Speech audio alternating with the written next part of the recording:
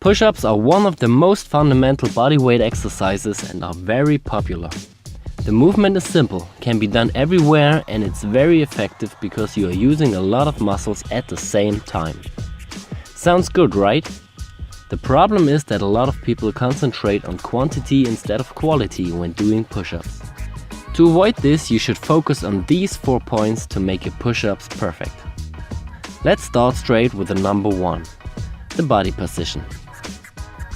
A push-up is not only a triceps, chest and shoulder movement. Most people neglect their tension in the abdominal muscles, the hips and the legs. Often they form an arched back and have a leg and body tension. To avoid this, tilt your pelvis backward and keep your butt squeezed tight. The movement gets a lot harder with this, but it's also more effective.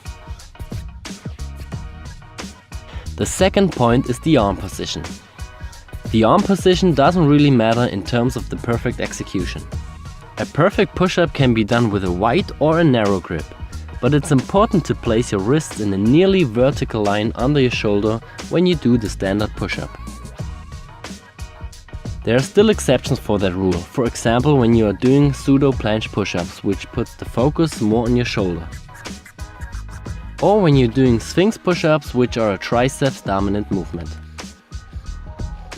If you are working with standard push-ups and choose a wider grip, it involves the chest more than a close grip, and a close grip sets the focus more on your triceps. The only thing you should avoid completely are out-flared elbows, because this puts a lot of stress on your shoulder, which can lead to injuries. The closer you place your arms to the body, the more your elbows point backwards. The wider you place your arms, the more your elbows going away from your body, but they still point more backwards than to the side. The third point is the range of motion. This is quite simple, just don't cheat. Go all the way up and all the way down and let your body straight.